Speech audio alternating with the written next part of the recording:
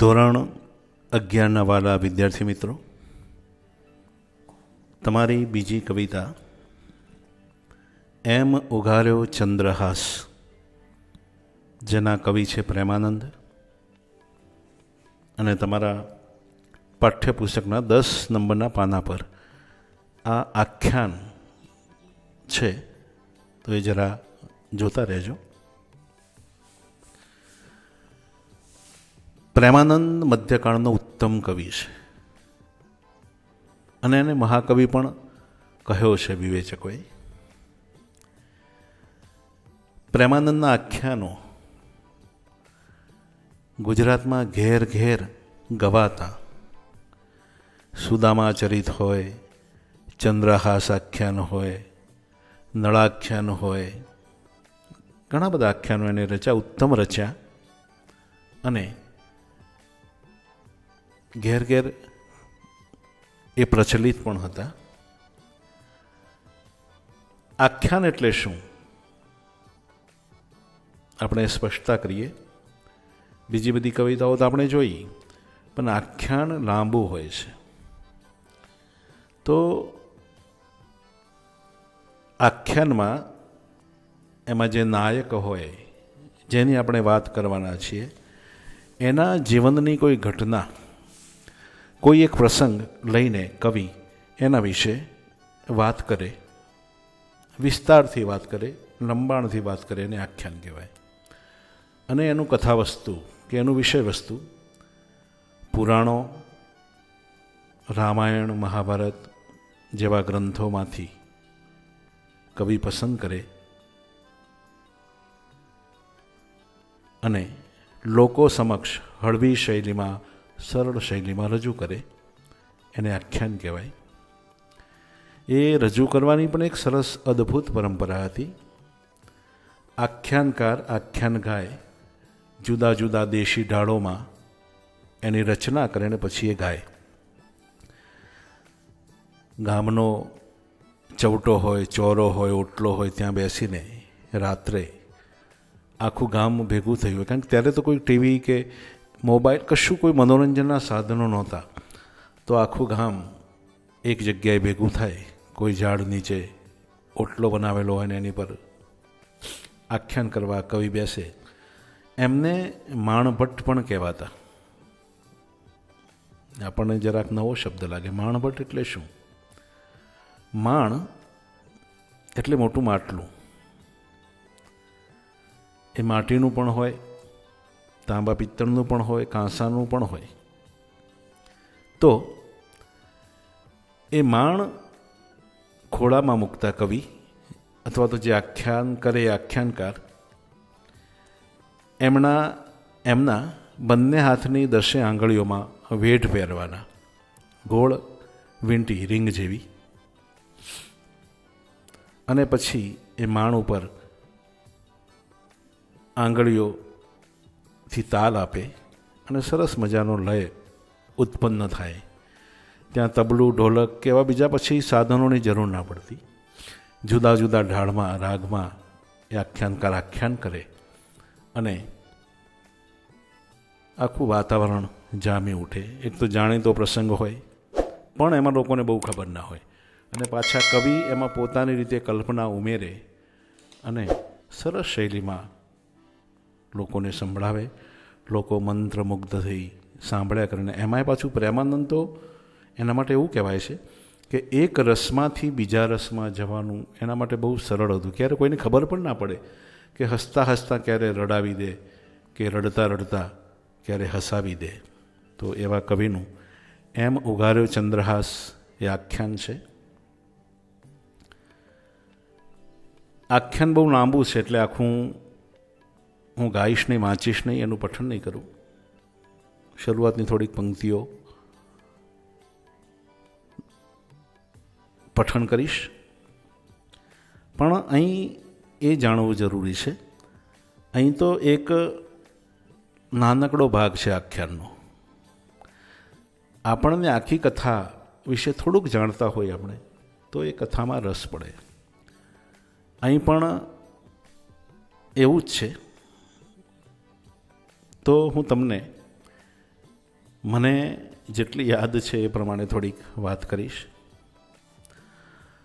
કૌંતલપુર નામનું એક રાજ્ય અને એનો રાજા ધૃષ્ટબુદ્ધિ.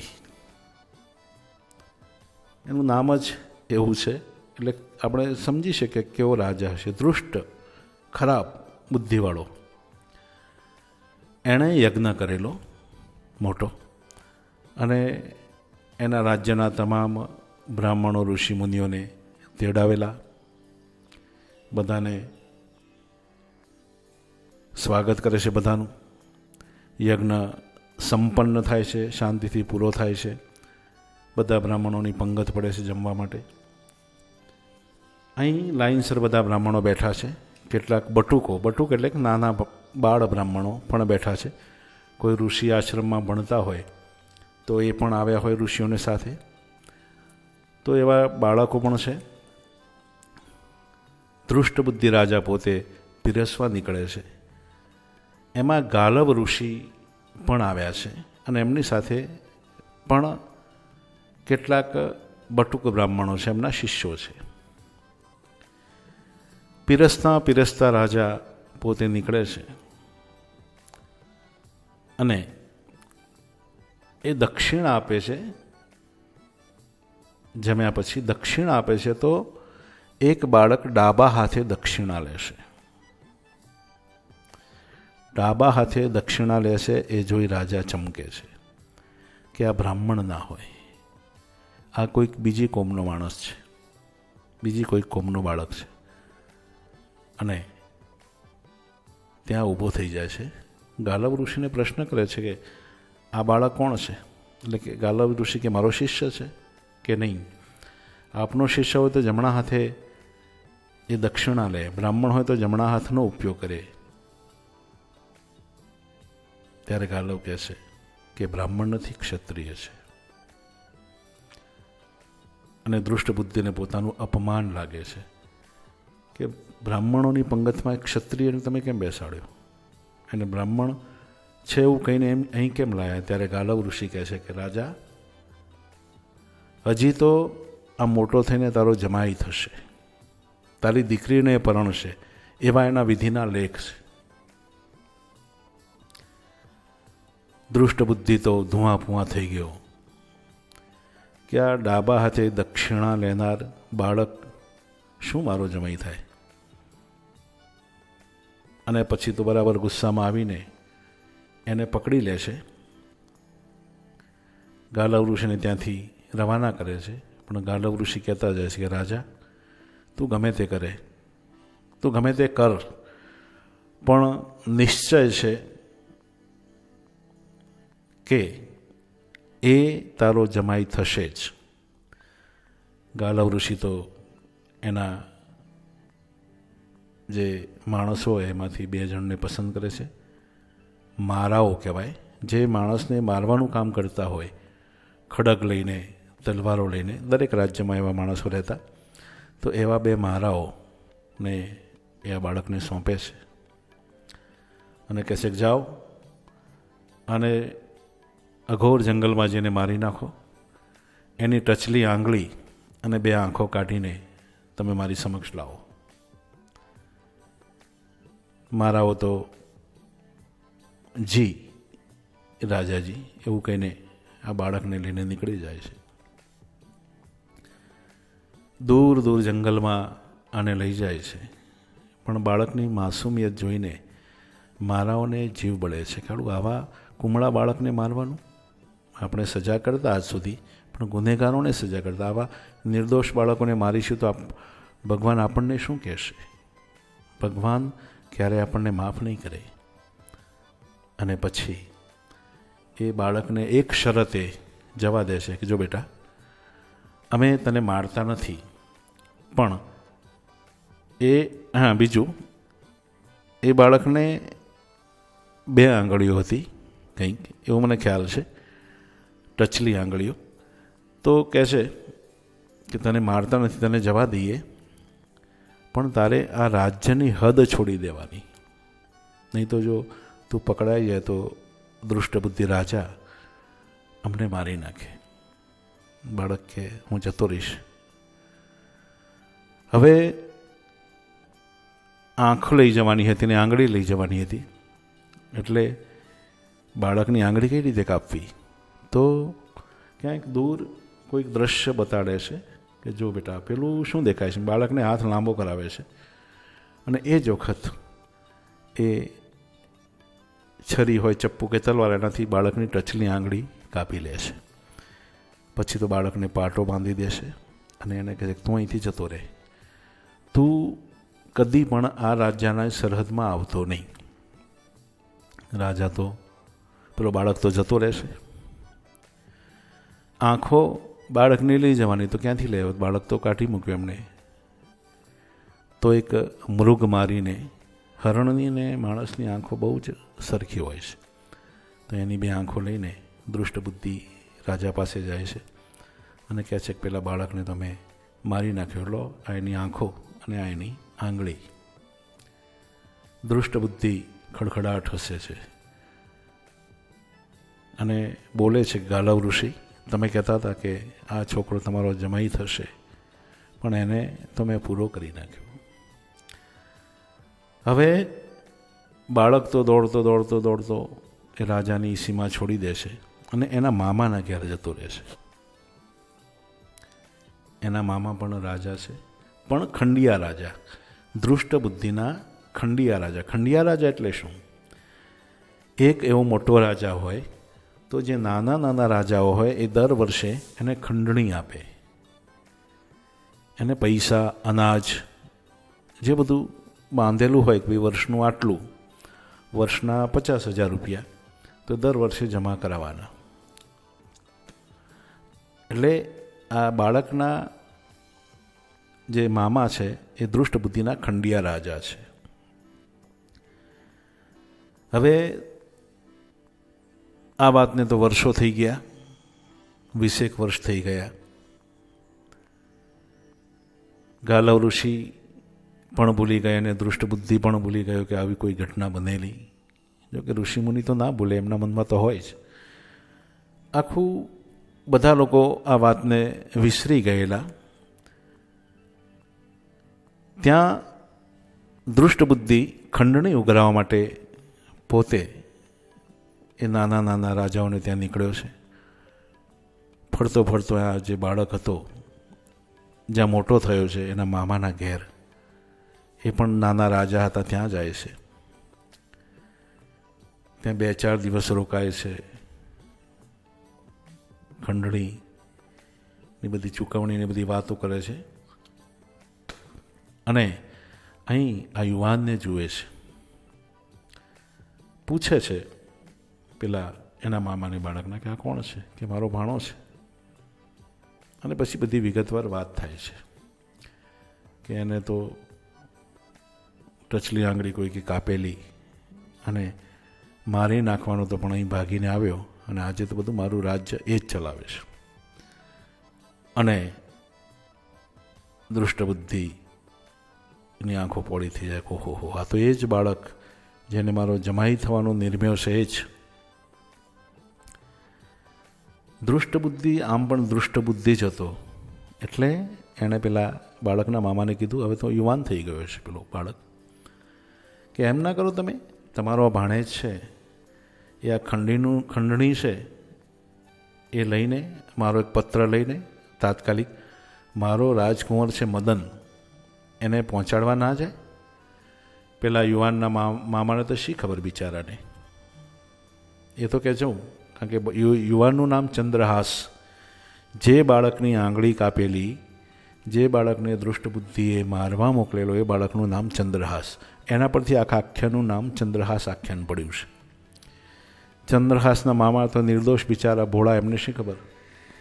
એટલે એ ત્યાંથી દૃષ્ટ બુદ્ધિ રાજા એક પત્ર લખે છે અને ચંદ્રહાસને ત્યાં પોતાની રાજધાની કૌંતલપુરમાં એ પત્ર લઈને મોકલે છે. સરસ મજાનો ઘોડો લઈને ચંદ્રહાસ નીકળી પડે છે. આ બાજુ દૃષ્ટ બુદ્ધિની રાજકુંવરી વિષયા, એનું નામ વિષયા. એ પણ રૂપનો અંબાર છે, લગ્ન કરવાની ઉંમર થઈ ગઈ છે. પણ એને એક જ્યોતિષીએ કીધેલું, એ કૌંતલપુરના રાજાની અંદર જ એ મહેલની બહાર સરસ મજાનો એક વિશાળ બગીચો હતો. પણ એ બગીચો સુકાઈ ગયેલો આખો વર્ષોથી. એટલે જ્યોતિષીએ કીધેલું એ વિષયાને કે જો દીકરી, તારા લગ્ન એની સાથે થશે જે માણસ આવશે અને આ બાગ લીલો થશે, નવી નવી કુંપળો ફૂટશે, લીલોછમ થઈ જાય, તો સમજી લે કે તારો પતિ આવી ગયો, એ જ તારો પતિ થશે. વિષયા પોતાની સહેલીઓ સાથે પૂજા કરવા નીકળી છે મંદિરમાં. ત્યાં એની નજર બગીચામાં કોઈક સૂતેલું હોય એવું લાગે છે, એટલે એ બાજુ પડે છે. એક બાજુ ઘોડો બાંધેલો છે અને કુતૂહલવશ એ જુએ છે તો આખો બાગ લીલોછમ થઈ ગયો છે. વર્ષોથી જે સૂકો પડ્યો હતો, એના ઝાડ, પાન છોડ, ફૂલ છોડ, બધું લીલુંછમ. સરસ મજાની સુગંધ ફૂલોમાંથી આવી રહી છે. અને એને યાદ આવે છે કે ઓહો, જ્યોતિષીએ કીધેલું કે એ જ તારો પતિ થશે. આમ પણ ચંદ્રહાસ બહુ રૂપાળો હતો. એ સખીઓની સાથે એની નજીક જાય છે. અહીં આખ્યાનમાં એ જ વર્ણન છે, ચંદ્રહાસના ઘોડાનું વર્ણન, ચંદ્રહાસના રૂપનું વર્ણન. નજીક જાય છે, જુએ છે તો આ તો સૂતેલો છે. કારણ કે ચંદ્રહાસને એમ કે લાવો ને, આટલી બધી મુસાફરી કરીને આવ્યો છું તો થોડોક બગીચામાં આરામ કરીને પછી રાજાના દીકરાને રાજકુંવર મદનને હું પત્ર આપીશ.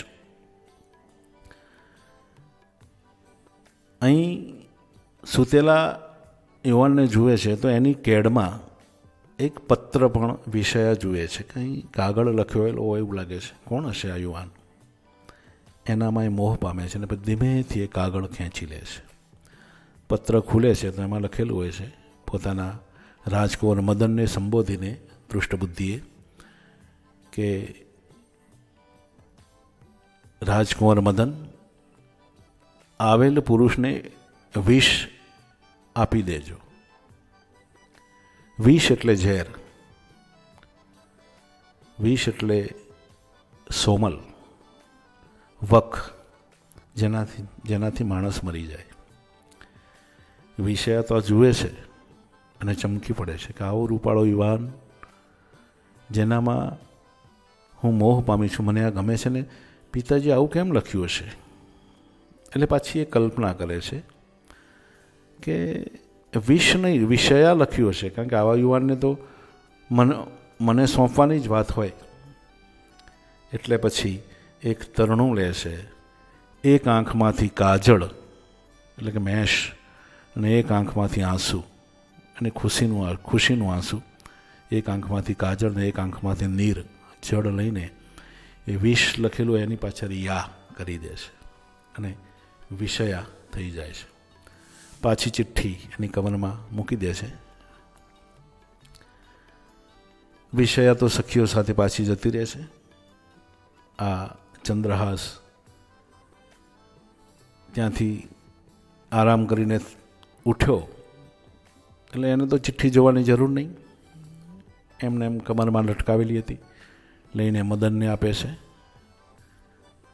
મદન જે દૃષ્ટબુદ્ધિનો રાજકુંવર છે એ વાંચે છે અને કે ઓહો હો, પિતાજીએ તો ચિઠ્ઠીમાં લખ્યું છે કે આવનાર યુવકને વિષયા આપી દેજો. વિષ એટલે કે ઝેર આપી દેજો, એના બદલે વિષયા આપી દેજો. અને પછી તો ધામધૂમથી એ લગ્ન કરાવે છે. આખું શહેર શણગારે છે ને વિષયા અને ચંદ્રહાસના લગ્ન થાય છે. દૃષ્ટબુદ્ધિ તો દૂર ગયેલા હોય છે, પણ એમનો આદેશ એટલે રાહ જોવાની હોય જ ના. અને એમાં પત્રમાં લખેલું હશે તું કોઈની રાહ ના જોતો અને વિષ આપી દેજે. એટલે એવું થયું કે તું કોઈની રાહ ના જોતો ને વિષયા આપી દેજે.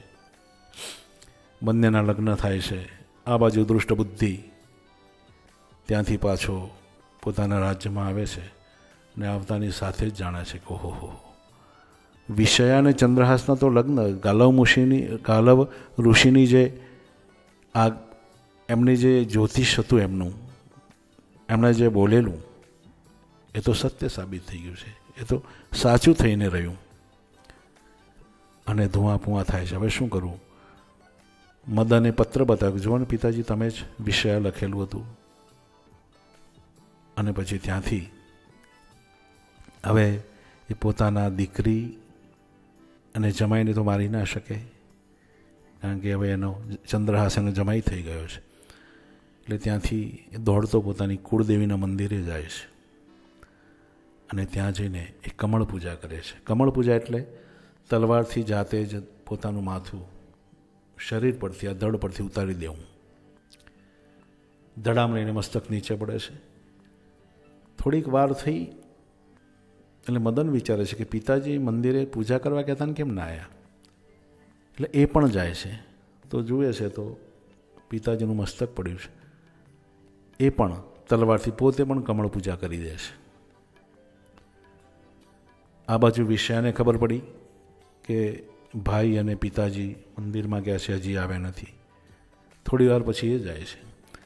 એ પણ પોતાના પિતાને ભાઈને જુએ છે કે આ તો હોવા તો અહીં કમળ પૂજા કરી દીધી છે. તો એ પણ પોતાની હાથે તલવાર લઈને મસ્તક ઉતારી દે છે. હવે ચંદ્રહાસ વિચારે છે કે આ બધા જે જાય છે પાછા કેમ નથી આવતા? અને થોડાક સમય પછી એ મંદિરમાં જાય છે તો જુએ છે તો એના સસરા, એનો સાળો, એની પત્ની વિષયા બધાના મસ્તક જુદા છે. એને ખબર પડી ગઈ કે આ બધાએ કમળ પૂજા કરી છે. અને પછી એ પણ હાથમાં તલવાર લઈને પોતાનું મસ્તક ઉતારવા જાય છે. ત્યાં જ કુળદેવી પ્રગટ થાય છે કે સબૂર ચંદ્રહાસ થોભી જા, તારે કંઈ મસ્તક ઉતારવાની જરૂર નથી. આ સજા તો દુષ્ટ બુદ્ધિના પાપે થઈ છે બધાને. એટલે ચંદ્રહાસ કહે છે કે પણ માડી, હવે મારે જીવીને શું કામ છે? આ બધા તો મરી ગયા. ત્યારે એમની કુળદેવી કહે છે, ચિંતા ના કરીશ, હું બધાને સજીવન કરું છું.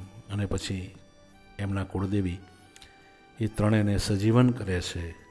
અને દુષ્ટ બુદ્ધિને ભાન થાય છે કે મેં બહુ મોટી ભૂલ કરી. વિધિના લેખ ક્યારે બદલાતા નથી.